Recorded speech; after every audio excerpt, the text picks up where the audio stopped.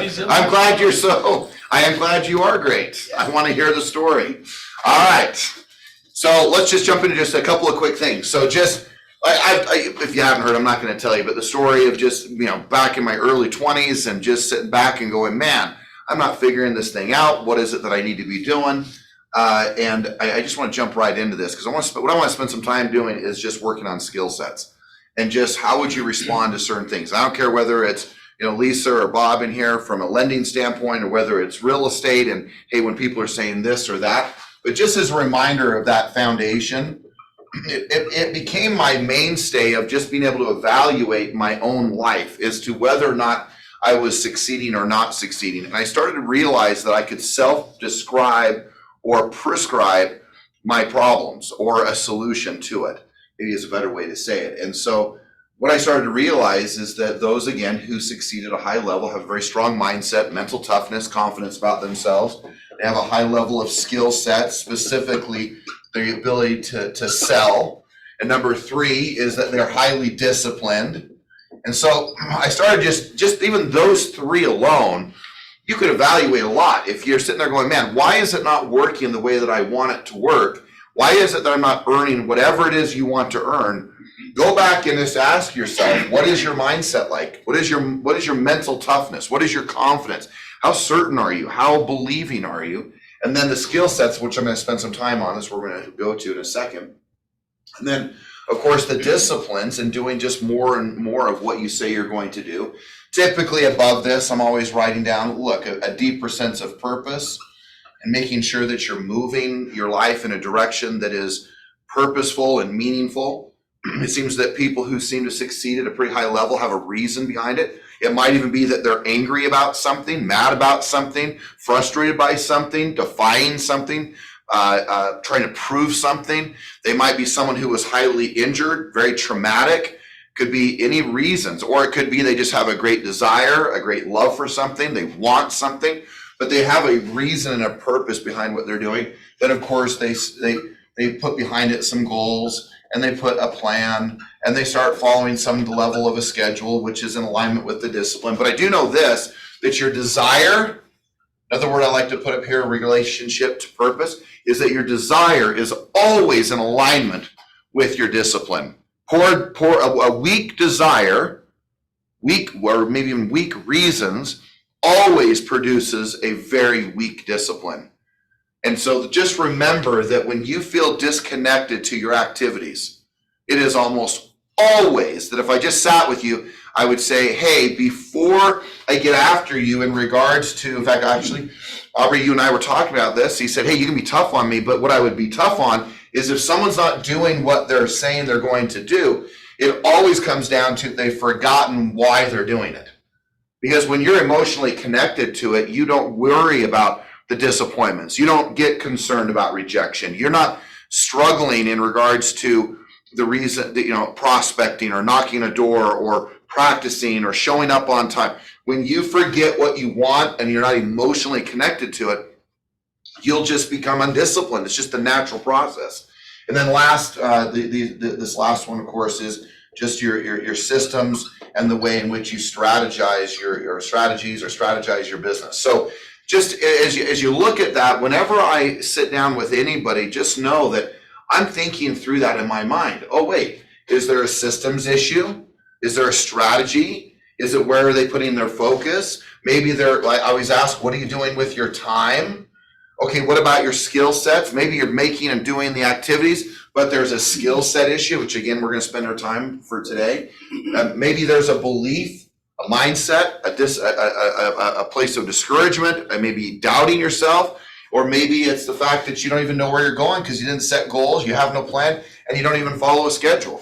None of this is a criticism. It's just, if you use that your whole life, you could sit back and go, okay, I know what the problem is.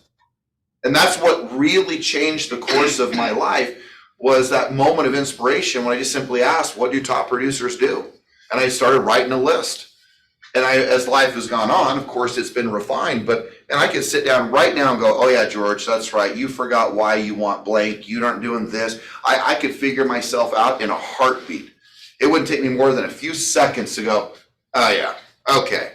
I've lacked this. I'm not doing this. okay, wait a second, but here's the best part. And I was saying this yesterday, even to our leadership team, we had a little meeting.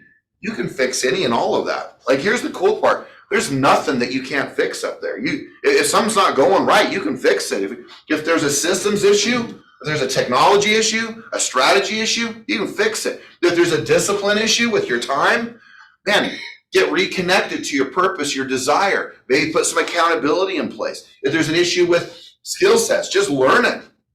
Which in a second, I'm going to write these skills up.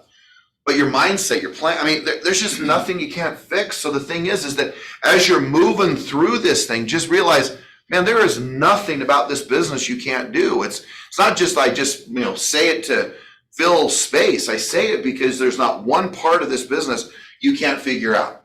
Because everything up there you could figure out. And just the challenge is life happening, the ebbs, the flows, the disappointments, the tough times, the maybe even the brutal times, or maybe it's the times where you're a little discouraged or you're a little bit off, or you wake up and you forget why you're doing what you're doing. So then you're not making good decisions in the morning. You're maybe, not getting up. You're not doing it's all the same stuff. So just as you move through that for yourself individually, let this be a way in which you prescribe your medicine to get your business on track. Because there's no one who comes in my office, Elizabeth, and says, man, I feel so purposeful. I know exactly why I'm doing what I'm doing. And you know what, George, I've got my goals, my planning, my schedule in alignment. My mindset is absolutely rock solid. My skills, I'm improving, but boy, I think they're pretty good. My disciplines are solid. I'm doing my prospecting, I'm practicing, I'm exercising, and I've got some good systems in place, and I'm not making any money. That's not what happens. It can't.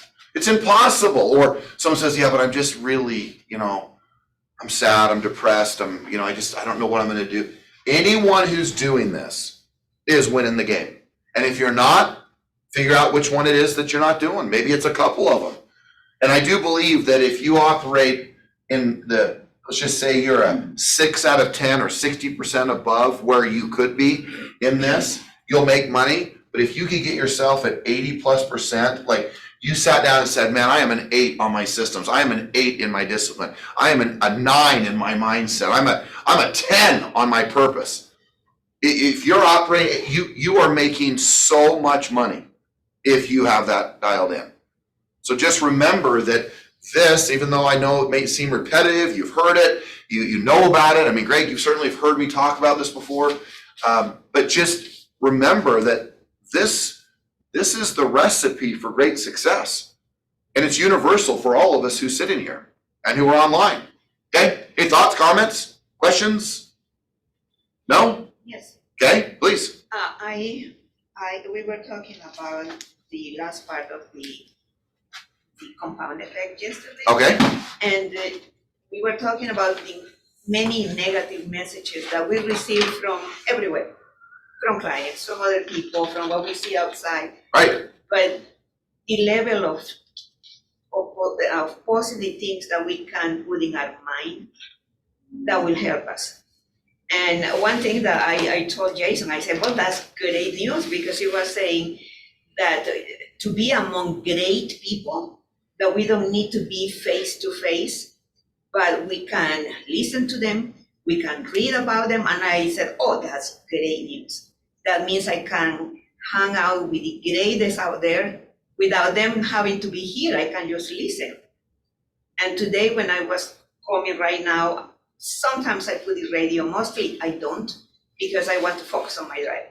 Yeah. All my brain cells that I have left, they have to drive. So, Yeah. so I don't. Well, your choice that's the beauty. You're choosing to focus on what you want to focus on. And you well know this, the media specifically, right, wants you and gives you messages that they want you to focus on. And then I found a station today, just by chance, the FM 98.3, and I didn't know that they have like Christian music. Oh, there you go. But upbeat and all that. Sure. And there is this line that just stuck to my head that says, between the good, the bad, and the ugly, there is always sunshine above me. And I was thinking, what a great line. That is a great line. I've I'm never heard that. I was thinking, thinking we're what a doing a great little line. bit of the good, the bad, the ugly, a little Clint Eastwood, but But that's he good. says there's always sunshine about me, and I'm thinking it's true. And then he says, you are still the good news of my life. Yeah. And I'm thinking, in all of this, there is hope. I mean, But then you go back to making sure you're spot on, Luz, which is get your mindset right? Your mindset, which leads into your emotions, and all of a sudden you feel better, you're thinking better, and then you'll go do better things. Right? It's just, that's the beauty of it. And now that I have you in front of me, I was sharing the other morning that I was really sluggish getting out of bed. I was like, man. That feels like my last 2 months. I said, I'm so tired and I don't want to get up. But guess what? What? I thought about you. Oh, I thought about you and I was thinking, okay, Luz, you didn't have a neck surgery or heart surgery. You are just tired. Get up. well, I'm glad you're here. That's great. That's great. I love it. That's so fun. All right. So moving from that then, if one of the best ways also to improve your skill, your mindset is to improve your skill sets. So I am convinced that these 12 skills, if you just get them down, it's impossible to fail in this business. I don't care where you're coming from. But if you master these skills and you make it a priority, and I remember again in my 20s, sitting back and going, okay, I can learn every one of these. And if I do, no one can ever take this away from me. And so just as a reminder, your ability to set an appointment. You got to be able to set appointments. You have to be able to take applications. You have to be able to go on a listing appointment, a buyer. You have to be able to do that if you're going to win in the game of real estate and lending specifically. You need to be able to do lead follow-up. You need to be able to get a price right, or I'm going to put here CMA, or just the ability to prepare for an appointment, which may seem pretty basic, but it's important. You need to be able to do that stuff. Next, you need to be able to pre-qualify and making sure that someone is worth your time and energy to getting with them and being with them. You need to be able to present. Presentations are critical. Write this down. Life is a series of presentations. I mean, I presented to Jennifer 31 years ago around this time of the year to marry me. It was a presentation. Everything's a presentation. Just remember how you present, how you're with on a loan app, how you are in a deal, how you present in a meeting, but specifically your presentation, your ability to present. And then, I think it's interesting, and some people are really good at presenting, but they're not great at setting appointments. Some people are really good at, hey, I can get a market analysis and prepare and have this great listing packet, but I keep showing up with people who I shouldn't probably be with because they aren't qualified. Next, and these aren't in particular order, it's just the order I put them in, but is objection handling, which is what we're going to work on in a second. Just the time we have. The ability to close the sale, like get a commitment. That's important, lending or real estate or title. Close the sale. Once you get the deal, making sure that you can serve the customers, so customer service. And people say, oh, I'm really good at that. Well, that's great that you're really good at customer service, because in fairness, there's not a lot of rejection in customer service. But there's more to this business and skill sets than just the customer service. You need to be able to get price reductions when you need to. Another way I might look at that is be the deliverer of some tough news. The ability to deal with conflict. The ability to confront tough moments and situations, whether it's in lending or real estate. The ability to do that is a really important element to your skill sets. Next, future pacing. And what I mean by that is the ability to predict the future. Hey, people are probably going to ask for closing costs. Hey, they may not pay the commission. Hey, if we don't lock the rate might go up. But somehow, some way, you got to figure out what is it that people should be expecting or what might happen, and predict the future and pace them for the facts of what might happen. They might come back with things on their inspection and ask you to fix it. Well, I'm not. Well, I'm just letting you know those still. You don't have to, but I'm just telling you, you need to make sure you know that they're going to be coming back with something. Just predicting the future. If you can't predict it and pace it, then it will be a conflict and it will be disappointing. Okay, next is just the ability to work with buyers, right? Be able to show property, orchestrate that process. What do we got? 1, 2, 3, 4, 5, 6, 7, 8, 9, 10, 11. And then last is, I'm missing one. Oh, negotiate contracts. Okay? So if you can negotiate a contract, and again, negotiating contracts is more than just simply sending emails and scans back and forth. It's the ability to actually communicate the negotiation process. But I go back to this. Again, there is nothing you can't learn in this business. You can learn all of these things. Problem is, some people don't want to learn them. Some people don't want to pay the price. Some people don't want to learn how to negotiate when it comes to lending and being a loan officer. But you got to be able to do that. Because if you can't do it, you can't win. And you can't win at a high level. Or maybe it is the customer service that needs to be elevated in your real estate. Maybe it is the fact that you don't have a system and a strategy over here, like for the way in which you lead follow-up. Whether, again, it's in real estate or lending, it doesn't matter. But the one thing that gave me great comfort in my early 20s was the fact that, Elizabeth, I could learn it all. I knew I could learn it.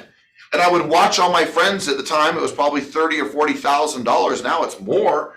But $30,000 or $40,000 who were going to college and learning all these things. And I said, well, I don't necessarily need the traditional education, but boy, I better start educating myself. Because the problem is that people try to shortcut this and they try to avoid it. Because the problem with this, or the challenge with this is that you have to work from the inside out.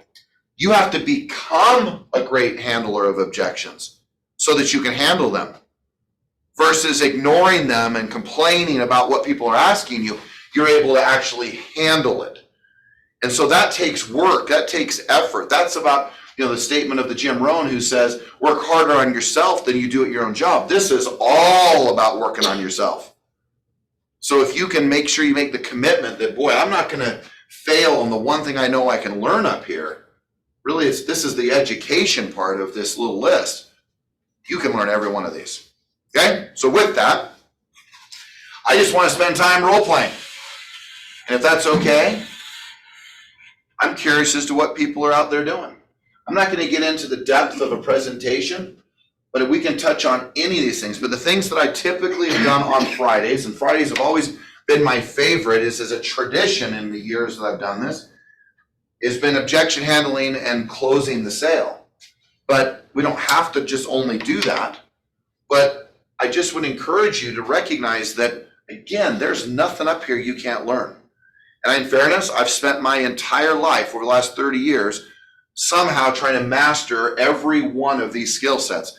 I have a hard time I said this yesterday to our little leadership team. I said, I have a hard time saying, hey, I've, quote, arrived. But I do think that I've figured out a handful of these skill sets, maybe more than the average person. And I'm not in competition with any of you. I'm just saying I've just made it my life. I've just committed myself. I was role playing earlier this week with Delphine Accord, and I said I'm kind of weird this way. I actually like doing this. She's like, really? Kind of like like you could feel like because I don't know. I came to love it. I came to choose to love it. It didn't matter whether there was one person in the room like this, or whether way back in the day, it would be just John and me when we were working over at Remax 28 years ago or 27 years ago. The two of us would sit there, Elizabeth, and we'd write out the script and we would just role play back and forth. And I look back at those times and I didn't realize what I was creating within myself because it seems so overwhelming, uncomfortable. Well, is it really that important? And then I look back now as to there's literally no situation that I don't know how to handle, at least it seems to, in the sales process. But I started 8 years ago doing it. And so again, I don't think it's going to take you 28 years because I wasn't in an environment where this was a standard thing that we did together. and it doesn't seem sexy, it doesn't seem exciting sometimes. It seems, overwhelming, uncomfortable, miserable, challenging, and people want to ignore it because when you ignore it, it means you want to ignore not working on you. Because this is stuff that no one can ever take away from you. You can fake everything. I have the fancy tour. I have the nice sign. You can hide behind all of these things. Yesterday, or a few days ago, Monday, Isaac and I were over at Sotheby's. We were in their conference rooms over in Sugar House. There's a particular client that I'm working with that there's a divorce situation, and I think a lot of you know John Hunter. He's moved to North Carolina. He asked me to help this lady. She's gone through this brutal divorce and this situation. And there's this agent who's been recommended. And I kind of just stepped back, and I think I kind of made this agent really alarmed because I'm like, no, I'm just here to help. And she was like, more like an advisor. Yeah. We're going to help this lady. Isaac will help him get this gal buy a house when she gets her equity out. But she wants me. Like this morning, I'm going to talk to her again. She hasn't signed the listing agreements, but she wants me to review them all. But I got to sit and watch this listing presentation. I thought to myself, this person's been here for 14 years, in this business for 14 years. And it wasn't that it was a horrific message, but I know that she lacked the ability to connect to my client. But it didn't matter because no matter what, because the lady just wants it sold. So she's just going to use the agent. But I also didn't think that this agent has fully realized that if I just simply say, don't work with her, she won't. I think the other agent is so like shocked that I'm saying, yep, that's great. Continue to do it. Yep, that's great. She'll do great work for you. And she will do a good job for her mechanically. But I could tell she was so far off in regards to her presentation. Imagine if I was just sitting in your listing presentation or your loan apps and I just sat there and watched you and listened. And knowing that she knows who I am, just from the standpoint of our industry, I would think it would probably be a little unnerving. So I gave her a little bit of a break, but it was you were there, it was very rigid. And we walked out and I said, don't be fooled behind a sign or a name that this is what this business is about. It's not. It's about who you are when you show up. And sometimes people will hide behind all these different things when you are the thing. You are what people are sold on. You are the most important part of the sale in relationship to bringing someone through the process aside from the client themselves. Do you think that client would have chosen her had Oh you not been no, there? not a chance. No way. It was so rigid, cold, uncomfortable. No. It was not what she needed. The lady needed to be, and just in fairness, Greg, she needed to feel a tremendous amount of love and care and concern. And that is not what happened. Is that no. I'm not trying to make, and again, the lady's she's a wonderful human being. She just missing the mark. I guarantee you, she has never worked on this stuff purposefully. We're talking about that point. Yesterday, I think I had the best meeting with one of my clients. Good. And she is in the same situation as your client. It's not a divorce because they were never married, but they were living together and now they looks like parting ways. And that's been very hard on her. So she just needed what you are saying, to be heard and to sense empathy and love. And why I was happy because I was consciously during the meeting, I was seeing how much she was talking and how much I was talking. And she talked the most in the whole meeting. I was happy about that. Yeah, it's perfect. I was happy about that. She was the one expressing more than I did say here and there just to lead the conversation. But she spoke the most the whole time. Yep. And in fact, I was kind of worried because at one point she started to cry and I got up and I gave her a hug. And I was thinking, oh my gosh, if somebody passes right now, I'm not gay, I'm just consoling her. Right. But anyway, so what you are saying is true. There has to be that understanding, that human connection Yeah. before anything. Yeah, all that takes place. matters, like in that situation on Monday night for me was the lady just needed to know that she was loved and cared for. And the thing that's interesting is, we've heard this before, right? Is that the simple statement of no one cares how much you know until they know how much you what? Care, right? So, okay. So here's my question for you. What objections are you getting? What challenges are you seeing? What is it that you're being, what is it that you keep hearing either on the phone or in person, or has been something that has been challenging or difficult to overcome? And again, for any of our friends online, you're welcome to speak up, or vice versa within the room. But if not, I'll give some examples, but just specifically for objections, whether it's pricing, commissions, the other agent's gonna do this, the other agent's gonna do that. Like, what are you finding out there? 3% rates are still sticking in people's minds. Okay, the 3% from the They're standpoint waiting of for the 3%. NAR lawsuit They're and all that stuff? They're waiting for 3% interest rates. Oh, 3% interest rates, okay, sure, okay. So let's role play Not that. commission, interest. Yeah, the interest rate, sorry. Uh-huh. Okay, so from waiting for the rates to go down, okay? I mean, let's just first, there's two things in objection handling. There's what I would call conditions, or basically things you can't change. So it's conditional, like literally no matter what, maybe they can't qualify or can't do what they need to do despite what the rate, if the rates don't do what they need to do. And then there's also the ones that are just the basic, hey, this is just an objection, this is the roadblock. We just need to get around it. So just whether it's a condition or whether it's an objection. And the challenge that I always have with when I say this is that a lot of people will turn objections into conditions when really they're still just an objection, but it's a good way to say, well, yeah, it's unresolvable. And Bob may be able to solve it. Correct. Or That's right. Or Lisa. That's right. Okay. All right. So, but let's get some scenario. Like, is it a seller? George, Is it a buyer? Is it a? Just a door. George, thanks for coming by, but I'm not selling or buying until rates improve. Okay, perfect. Yeah. One, I appreciate you saying that. So the number one thing is that you're considering selling at some point. Yeah, we'd like a bigger house. Okay, you'd like a bigger house. Wonderful. I love that. And tell me a little more about the home. What else would you like in the home? Well, it has a lot of stairs, split entry. We'd like to get a Rambler. All right, a Rambler. Good for you. That's Yeah, while wonderful. you're asking, 3-car garage. Yeah, that's beautiful. I love it. Everything that you're talking about. Mhm. Is there anything else that's important? A particular area that you'd like to be in? That's pretty much it. Anywhere in the valley. All right, anywhere in the valley, wonderful. So let me ask you, what do you feel right now is preventing you from getting into that home?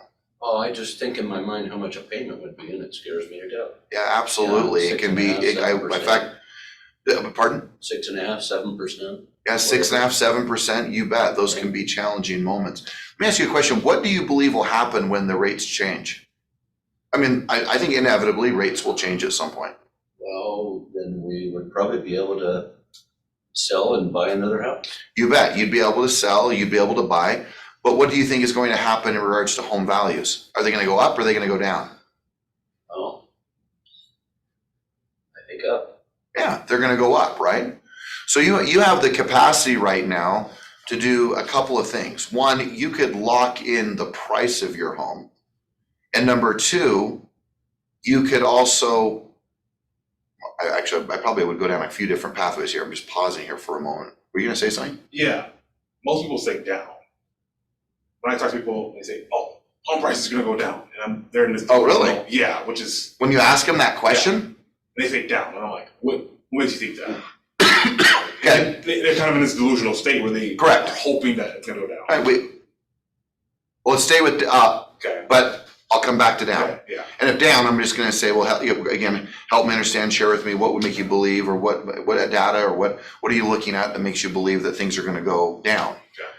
Based on the fact that this state has over 50,000 people a year moving into it, and 33 homes a day have to be created, or some type of an apartment, a home, something to house the very people that are in this home. When there's a supply and demand issue, what does that do to pricing? I pause with that and I go, well, up. So what indicators do you have that would make you consider that the pricing is going to go down? And I'll just pause. And then they'll go, well, my uncle said, I mean, or, you know, what, Like, some no. stupid statement that you said, but you have to pause long enough to have them, to have them do that, right? So the key is that I'm going to, one of the things, and some of you have, you know, and I used to do this role play stuff like we're doing, and we do it in an Elevate or one of the seminars. The thing that you have to make sure happens, guys, is that you have to make sure people answer your questions. And sometimes we'll ask a question and there's a long enough pause, and then we'll answer it for them. Right? Like it could be as simple as, I presume you'd like a lower interest rate. And they pause long enough to where a lender might say, well, yeah, of course, I'm asking you a question that I'm sure you would want a lower interest rate, right? I mean, but like demand, or they might say things like, well, where do you think the market's gonna go? And they go, I don't know. Then they start acting like a teenager. Like, I don't know. Well, yeah, but if you did know, what do you think it's gonna do? That's always my say. If you did know, what might it be? I know you don't know, I mean, but if you did know, what would it be?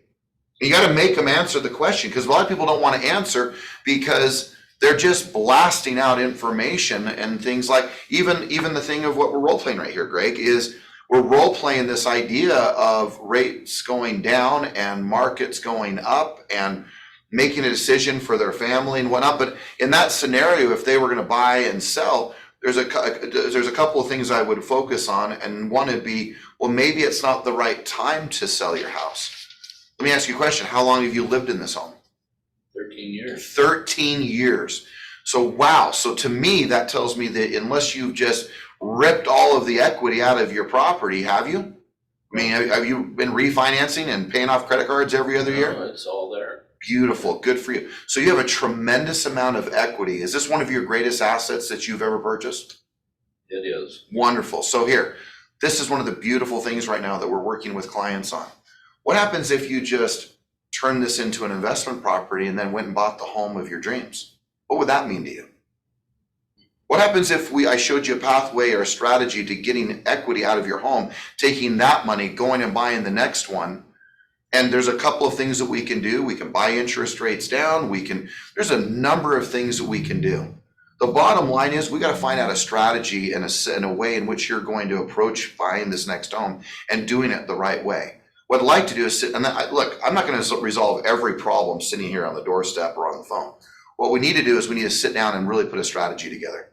So, Greg, let me ask you, based on just the little bit that I know, that you've got a ton of equity, rates are coming down. We know that we can lock in your price of your home. We could do a lot of different loan programs. I've got connections with some amazing lenders. And let's look and let's strategize a plan so that when it's the right moment at the right time, you are taken care of and your family's on the right track. So let me just open my calendar. What works better for you typically for us to get together? Is it the afternoons or is it the evenings? Oh, probably evenings. Yeah. I mean, at this point, I just want to sit down and have an appointment with you. And then I'm going to go through, and maybe it's getting a HELOC and pulling money out. Maybe it's selling the home and at this moment, and maybe it's getting the seller to, depending on what price range you're in, getting someone to do a 1 year buy down, 2 year buy down, just depending on the scenario and the cost and the expense of that.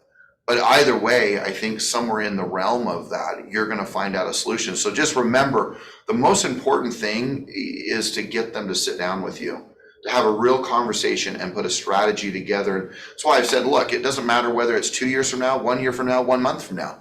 Bottom line, we got to find out a strategy. This is some of the most important decisions you're going to make in your life. Where you're going to live, where you're going to raise your family, where you're going to create memories, what you're going to do with this home, how you're building your own retirement, how you're creating wealth for yourself.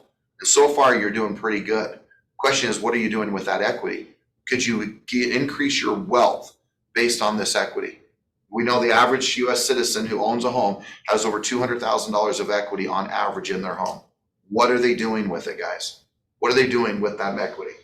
How are they building their future with that equity? I really liked in the beginning, you asked, what do you think is going to happen if and when rates go down? Yes. Versus just telling me. Right.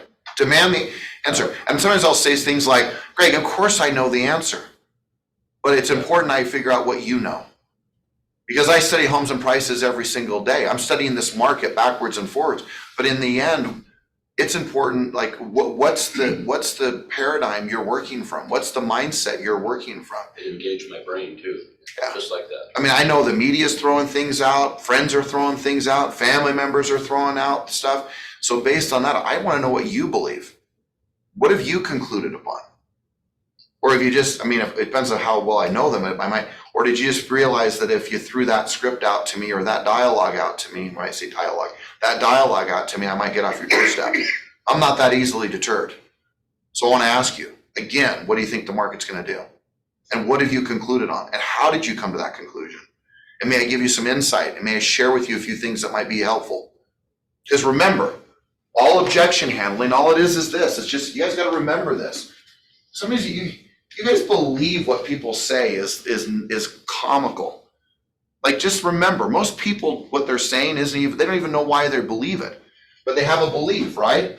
So, hey, the belief in this scenario is, we're gonna wait. Belief is, I think the market's gonna go down. Whatever, then they have legs on this table or stool, whatever you wanna call it, that make them believe that. They believe, oh, well, rates are gonna do this. Oh, the market's gonna go up. Oh, the market's gonna go, like, you just have to figure out what supports the belief.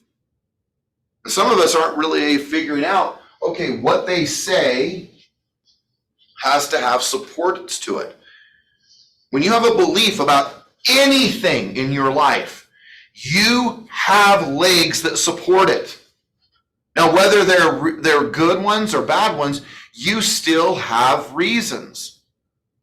Like, did anybody watch the State of the Union address yesterday? Did anybody watch it at all, even any highlights of it? Highlights. Whatever, right? But I can just tell you that every person believes something different is essentially from that message, the good or the bad.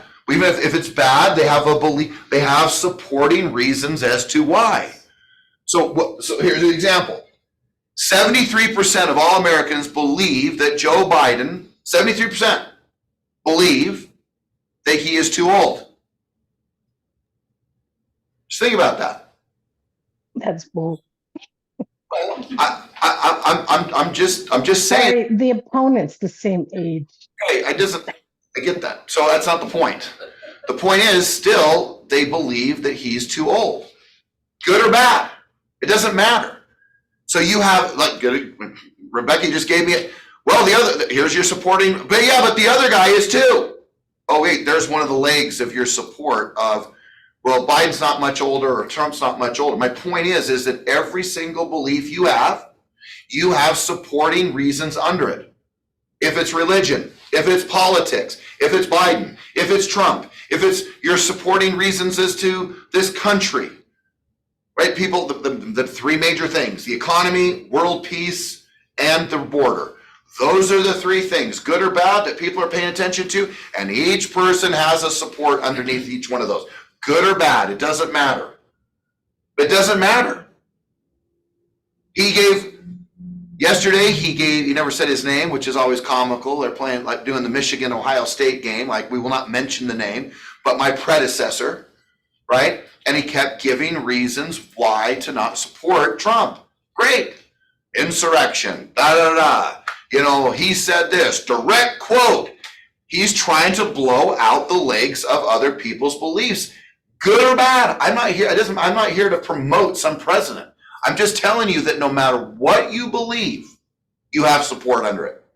You believe a particular religion, you'll go, oh, because of that, and that, and that, and that, and you might have 30 legs underneath that, and then people will try to kick them out, or the same thing politically, or the same thing about your business, or the same thing about what you should do with your life. You all have beliefs. Just ask yourself, why do I believe what I believe?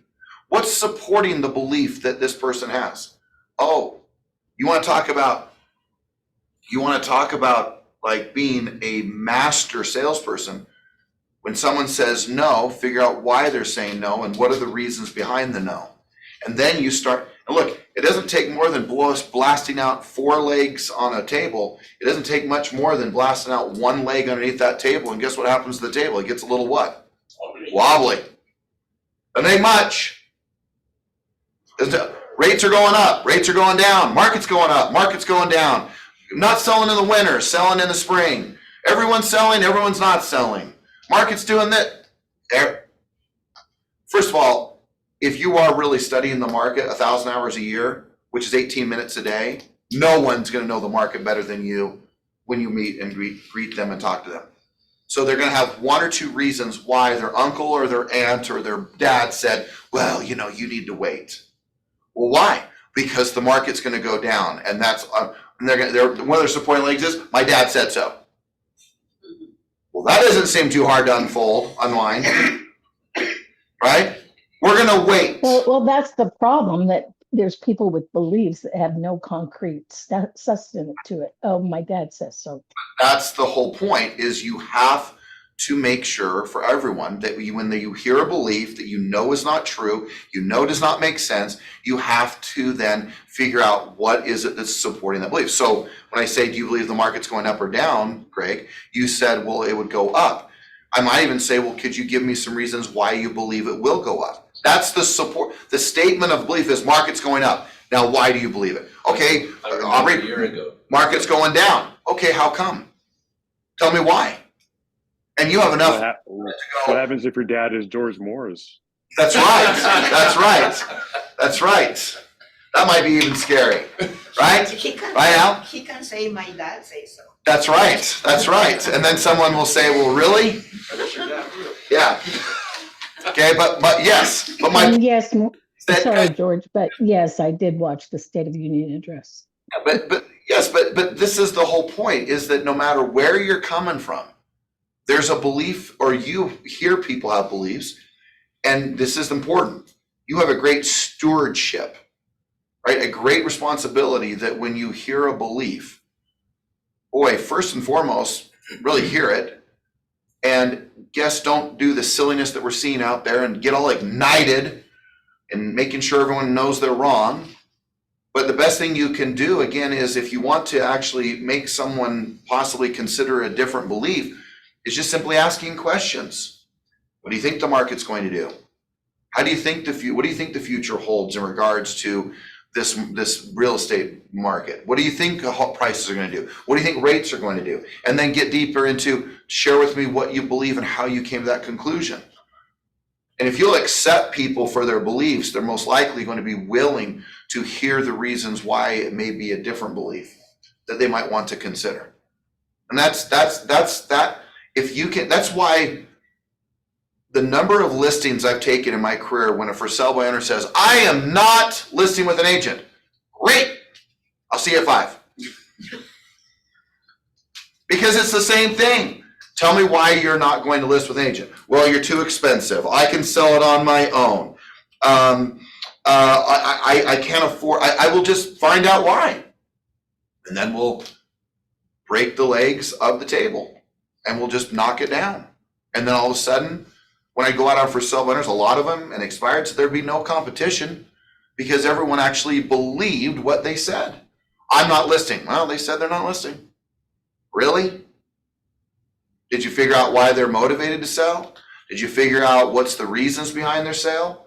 And all of a sudden you find out some motivations, and they have the ability because they have the equity position to do so. And they said, we're not listing. And so you took it and actually believed it.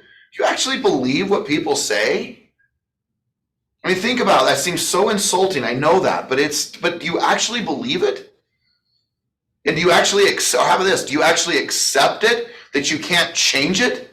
Do you actually believe, imagine this, agents who will not sit down with me, who leave this company at times, and I'll say, hey, how come we didn't sit down? I know that if I sat down with you, you'd convince me that it was a really dumb decision. Well, yeah, it was a dumb decision. You're making less money and doing less business. I know. I mean, I would just saw an agent and they wiped tears when I saw them and they apologized. I just knew that if I sat down with you, that you'd help me realize that it was a really dumb decision, but I need to do this for me. Okay, it's great. Are you that compelling? And I would never convince someone to do something that didn't make sense. But the problem is that most people want to look outside themselves for their problems to be solved instead of inside themselves.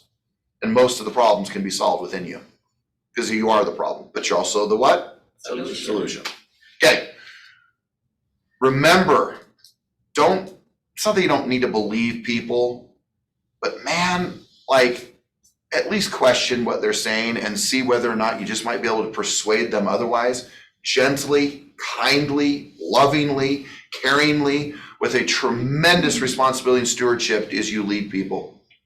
But the only way that you can lead them appropriately is you ask them questions. Help me understand, share with me. When you want to resolve objections, that's what you do.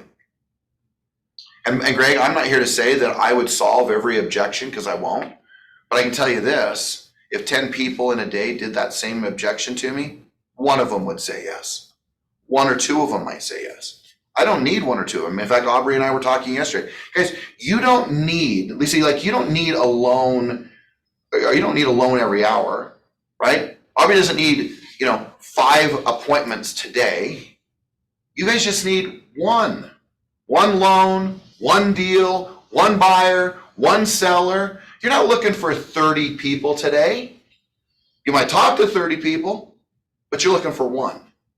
And when you start to realize that you just have to find one a day, and you will be so rich economically in this business. If you will just say, today I'm going to find the one app, the one listing, the one buyer, one. And when you get that focused that, wait, I'm just trying to find one today, not 10, not 20, not all 30 of my deals this year, not all 50 or 60 of my loans this year in one day. No, one. So when you get all these skills and you get some level of confidence in them, then all of a sudden you're just trying to find that one person every single day. And if you find one, Michael, my goodness gracious, you guys will be so wealthy, so rich. And when I started to get that in my mindset, that I realized I could call 40 people or 30 people, 20 people. I'm just trying to find one person today, one buyer or one seller. You do that, game over. You'll never wonder where the next deals are coming from. And you don't have to confuse yourself thinking that, yes, you assume that everyone's going to work with you, but you just need to find the one. The one. There's a lot of messaging behind that, right? Anyone who's Christian based seems interesting to find the one. 99 and the one. Something behind that, it seems to be throughout the ages of time. One. You don't need 99 of them. You need one. You need one a day, and you will be rich economically in this business. And if you will wake up every day like I did this morning, coming out of the garage, I looked up at the sky and said, help me find the one today, the one person who might need my help. I say might, because I don't know, maybe no one needs my help today. That's cool, whatever. But I want to find one, Luce, one. And if I find one and I know when I found that one, I go, found him. Gives me the chills to say that. I found the one today. And the thing is that's all you need to do. You don't need 20 today. Elizabeth, you need one. Bob, you need one app today. But one a day is a really good thing. And all of a sudden you start to create all this momentum and accumulation effect and all this power behind your business. And then you start having really big problems like Ruby has, which is so much business you don't know what to do with it, right, Ruby? Right. It's a good problem. It's a good problem. I'll take some. Right? I can introduce so much. Okay? So if you want to identify the legs with somebody, you might say, share with me what's important about it. Yeah, or share with me. Help me understand. How did you come to some of those conclusions? How did you maneuver through that? I mean, gosh, I love what you're saying. Boy, I sure hope the market's going up. Boy, I sure hope it's not going down, Aubrey. But hey, share with me. Help me understand. What's made you conclude to that? Well, my dad told me that. Just right. I mean, whatever. Right? Or I saw, I don't know, some person, some talking head on TV who was saying blank, blank, blank. Or I saw on this social media thing. This is the basis of your future. Like, I mean, and again, if I want to create doubt in any relation or if he says, well, let's just say he's so certain about what he says, I would say, wow, interesting. And I'm going to use the word interesting to create some level of doubt. Right? Or I might say, boy, I'd feel the same way too. If someone told me that makes total sense. Hey, let me ask you, because I gave him acceptance. If I were you, I'd feel the same way too. If I were you, I'd think the same thing too. If I heard the same information you heard, I'd believe the same thing. So, hey, let me ask you, what do you think would have to happen to make the market go up? Well, what is it that really would take it down? Guys, just remember, the one conversation you can always have about this market is the market. People recently someone told me they believed the market was going to go down. And I said, did you hear all, like even Biden talked about yesterday, all of the jobs that have been created, you realize that when people are employed, people buy houses. It's the thing that if you were to ever just look at the one thing that when home ownership stops is when job loss is at all-time highs. We're at a 50-year low of unemployment. 140,000 jobs yesterday was posted that were created in the last 30 days. The month before that was 200,000 jobs. So tell me, if people are employed, well, then why wouldn't they buy? And if there's a housing shortage, people are employed, and rates and programs and systems with our great lenders could give you a solution, then help me understand why you think the market's going to go down.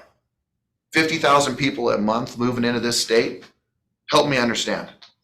And so yes, share with me, help me understand, tell me more.